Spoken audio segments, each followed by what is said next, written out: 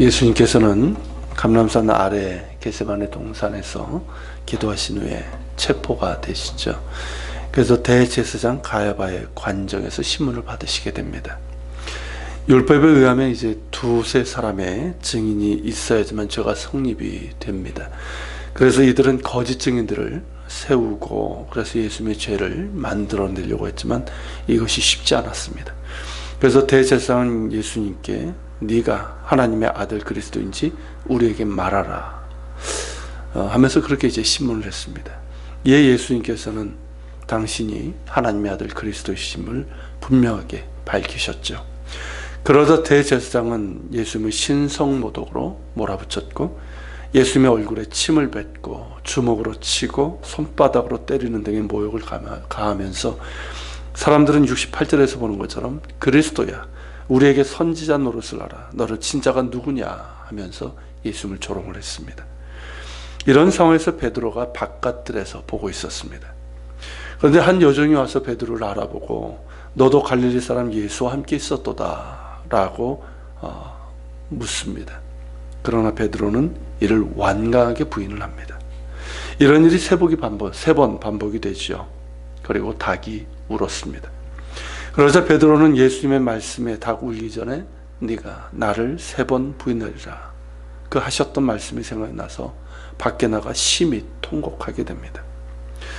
오늘날 이스라엘에 가면 특히 이제 예루살렘 거기에 가면 바로 그 자리 예수님께서 체포되셔서 신문당하신 그 자리 보통 대제사장 관저터인데요. 거기에 세워진 교회가 있습니다. 예루살렘 시온산 중턱에 있는 교회도 베드로 통곡교회라고 하는 교회입니다. 라틴어로는 이제 갈리칸투스라고 하는데 닭이 울었다라는 뜻을 갖고 있습니다.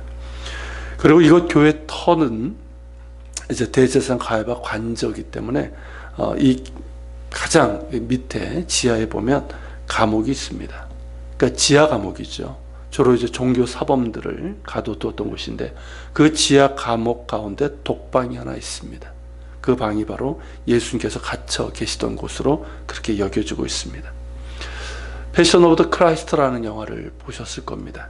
거기에 보면 가야바 관저에서 예수님께서 신문당하시는 장면이 나오는데 신문 후에 이제 새벽에 대제사장과 백성들의 장로들이 예수님을 죽이려고 어떻게 처리를 해야 될지 의논하는 동안 예수님을 감옥에 가둬놓게 됩니다. 영화의 이 장면에서는 사람들이 이제 다 흩어지게 되고 이제 마리아가 남게 되는데 마리아가 관저 뜰 바닥에 귀를 대게 되죠. 그러면서 카메라 앵글이 아래로 내려가고 이 그 감옥이 나오는데 예수님께서 그 감옥에 손이 묶인 채로 위를 올려다 보시는 그런 장면이 나옵니다. 바로 그곳입니다. 제가 이스라엘에 있을 때는 이것을 자주 갔었는데요. 그곳에서 예수님은 어떠셨을까 하는 생각을 해본 적이 있습니다. 지금은 이렇게 많은 사람들이 오니까 꾸며놓고 조명도 해놓고 그래서 깔끔하지만 그 당시에는 그렇지 않았을 것이고요. 그곳에서 예수님께서는 무엇을 생각하셨을까? 성령께서 주시는 감동이 있었는데 그것은 그 지하 감옥에서 예수님의 마음에 바로 우리가 있었다는 사실입니다. 바로 내가 있었다는 거죠. 빛도 들어오지 않는 곳입니다. 무덤과도 같은 그곳입니다. 그 감옥에서 예수님의 마음에는 바로 내가 있었다는 것을 깊이 느끼게 하시는데 얼마나 큰 은혜가 있었는지 모릅니다. 이것은 저뿐만이 아닌 것 같아요. 그때 같이 갔던 분들과 함께 이 은혜를 받았고 몇몇은 뜨거운 눈물을 흘렸습니다. 그래서 십자가의 길의 실제적인 시작은 바로 이곳 대제사장 관저라고 할 수 있는 것이죠. 그것에서 우리는 예수님의 고난을 목격하게 됩니다. 이 말씀을 드리는 이유는 체포되어서 고난받으시는 예수님의 마음에는 내가 있었다는 것을 말씀드리고 싶어서입니다. 이 사실을 우리가 기억할 수 있길 바랍니다.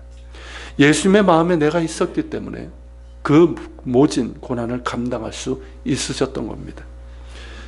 이 패션 오브 더 크라이스트, 이 영화에서 이 패션이란 말 제가 한번 말씀드렸겠지만 이 열정을 뜻하지만 동시에 고난을 뜻하는 단어입니다. 라틴어 파시오에서 온 단어죠. 열정이란 뭐냐? 우리는 그냥 누군가를 뜨겁게 사랑하는 그것만 열정이라고 생각합니다. 그러나 열정은 사랑하는 사람을 위해서 기꺼이 고난을 받을 수 있는 것, 고난을 받으면서까지도 그 사람을 사랑하고 그 사랑을 이루어내는 것, 그게 바로 패션입니다. 무엇이 예수님의 고난을 이끌었을까요? 바로 나를 위한 사랑 때문입니다. 그 뜨거운 사랑의 열정 때문에 주님께서 십자가 고난의 길을 가실 수 있었던 것이죠. 나를 향한 주님의 그 뜨거운 사랑이, 그 열정이 오늘 이 시간 우리의 심령을 적실 수 있기를 바랍니다. 그래서 나를 향하신 주님의 열정으로 내가 구원받아 하나님의 자녀가 되었고, 이런 놀라운 은혜를 누리고 살아가고 있음을 감사하고, 또 주님의 뜨거운 열정을 기억하면서 그 사랑으로 말미암아 세상 가운데서 구별되고 승리하는 삶을 살아갈 수 있기를 바랍니다. 그리고 우리는 이 교회 이름과 교회 밖에 있는 건물 모양에서 베드로의 아픔을 보게 됩니다. 앞서 말씀드린 것처럼 교회 이름이 베드로 통곡교회이고 라틴어는 닭이 울었다라는 뜻의 갈릭한 투수입니다. 그런 까닭에 이 교회는 여느 교회들과 다른 특징이 있는데, 그것은 십자가 위에 닭 모양으로 만든 것들이 있다는 것이죠. 실제 닭은 아니고 그렇게 모양을 만들었는데, 그래서 이 교회 이름과 십자가 위에 있는 닭을 볼 때마다 베드로의 아픔을 확인하게 됩니다. 아마도 베드로 역시 새벽 닭 울음소리를 들을 때마다 주님을 세 번 부인했던 그 아픔을 느꼈을 겁니다. 그때 어땠을까요, 베드로는? 처음에는 주님을 부인했던 그것이 생각이 났겠죠. 그래서 아마 꽤 괴로웠을 것입니다. 그런데 저는 베드로의 부인이 그저 아픔만으로 남았을 것이라고는 생각하지 않습니다. 만일 예수님을 3번 부인한 그 아픔만 있었다고 한다면 평생 닭울음 소리는 기억하고 싶지 않은, 듣고 싶지 않은 그런 아픔이고 후회이고 상처였을 것입니다. 그러나 베드로에게는 이것이 아물지 않은 상처가 아니라 치유된 상처가 되었습니다. 닭울음 소리를 들을 때마다 아프지만 고통스러운 것이 아니라 오히려 치유해 주신 주님의 은혜로 인해서 감사가 있고 새로운 마음이 드는 그런 상처였다는 것이죠. 어째서 그렇게 되었을까요? 요한복음 21장에서 우리는 이것을 알 수 있습니다. 거기 보면 베드로와 제자들은 죄책감과 시리에 빠져서 갈릴리 호수로 가게 되죠. 그래서 고기 잡는 일을 합니다. 근데 그날따라 밤새 수고했지만 한 마리도 잡지 못했습니다. 그때 예수님께서 그들에게 찾아오셨고 밤새 수고하며 시장한 그들을 위해서 손수 아침 식사까지 준비하셨습니다. 아침 식사를 한 후에 예수님께서는 베드로를 따로 불러서 물으시죠. 요한 아들 시몬아, 네가 이 사람들보다 나를 더 사랑하느냐? 예수님께서 동일한 질문을 3번 반복해서 베드로에게 물으셨습니다. 그리고 베드로는 내가 주님을 사랑하는 줄 주께서 아시나이다. 아마 모기만한 소리로 그렇게 대답을 했을 겁니다. 베드로가 주님을 사랑하지 않는 것이 아니죠. 사랑합니다. 맞습니다. 아니, 누구보다도 사랑합니다. 그러나 사랑하는 주님을 3번이나 모른다고 부인한 그 죄책감과 아픔으로 인해서 그는 차마 자신 있게 대답할 수가 없었습니다. 그래서 그저 주님께서 아십니다 라고 밖에는 말할 수 없었던 것이죠. 이 고백을 들으신 예수님께서는 3번 나의 양을 치라, 내 양을 먹이라 하시면서 새로운 사명을 주셨습니다. 여러분, 이 과정에서 무엇이 이루어졌을까요? 바로 치유입니다. 회복입니다. 예수님께서 베드로에게 내가 나를 사랑하느냐라고 물으신 이유는 무엇 때문일까요? 정말 사랑 고백을 받기 위해서일까요? 이놈이 나를 정말 사랑하는 게 맞나 확인하기 위해서일까요? 아닙니다. 만약 확인이라고 한다면 예수님의 사랑을 확인시켜 주시기 위해서입니다. 베드로는 주님을 3번 부인했지만 그럼에도 불구하고 예수님께서는 베드로를 변함없이 사랑하시고 변함없이 너를 믿고 계시다고 확인시켜 주시기 위해서입니다. 그 뜨거운 주님의 사랑과 그 믿음이 3번의 질문과 대답, 그리고 3번 반복해서 주어진 사명을 통해서 확인이 되었고, 이 과정을 통해서 베드로의 모든 죄책감과 그 아픔은 온전히 치유가 될 수 있었던 것입니다. 그래서 그 이후부터 베드로가 달라집니다. 이전처럼 들쑥날쑥한 다혈질의 사람이 아니라 주님을 정말 깊이 사랑하면서 흔들림 없이 사명을 감당하는 사도가 됩니다. 그리고 전승에 의하면 로마에서 십자가형을 받았는데 차마 주님과 똑같은 모양으로 내가 매달릴 수 없다 하면서 거꾸로 나를 십자가에 매달아 달라고 했다고 합니다. 그만큼 그 믿음과 사랑이 깊어진 것이죠.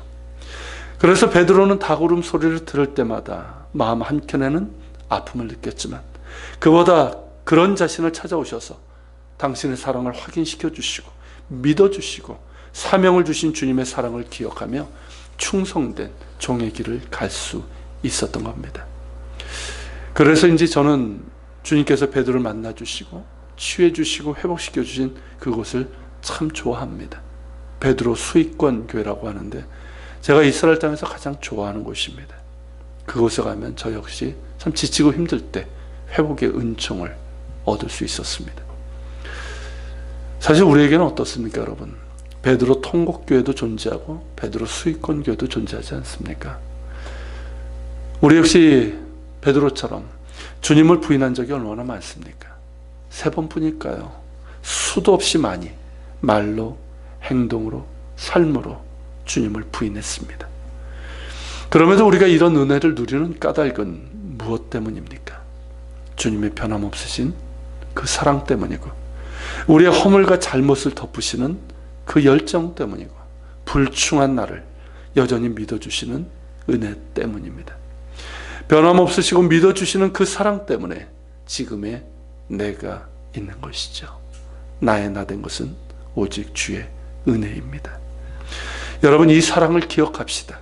그리고 이 사랑을 받은 자답게 이제 더 성숙된 믿음으로 주님 앞에 섭시다. 또 나를 충성되게 여겨 사명을 주신 주님께 감사하는 마음으로 우리 자신을 주님께 드릴 수 있기를 바랍니다. 같이 기도합시다. 사랑하는 주님,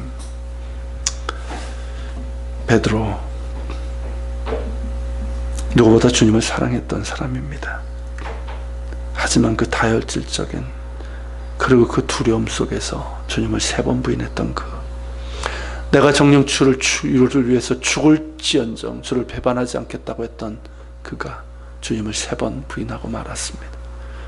그 죄책감, 그 시리, 주님을 차마 뵐 수 없는, 그러나 그에게 찾아가셔서 손수 아침 식사를 지어주시고 네가 나를 사랑하느냐, 그 물으시는 가운데서 그를 치유하시고 회복시켜 주셨을 뿐만 아니라 사명을 주신 주님의 사랑을 우리가 기억하며 그 사랑이 비단 베드로에게 뿐만 아니라 바로 나를 향한 사랑임을 우리가 알게 됩니다. 우리는 날마다 주님을 배반한지도 모르겠습니다. 날마다 부인하는지도 모르겠습니다. 그럼에도 우리를 여전히 사랑하시고 믿어주시는 주님, 그 사랑으로 온전히 우리를 치유하여 주시고 더 성숙한 사람으로 이끌어 주옵소서. 나를 변함없이 사랑하시는, 믿어주시는 그 사랑에 힘입어 주님 더 사랑하게 하시고 더 충성된 자로서 살아갈 수 있도록 도와주옵소서. 기도하며 나아갑시다.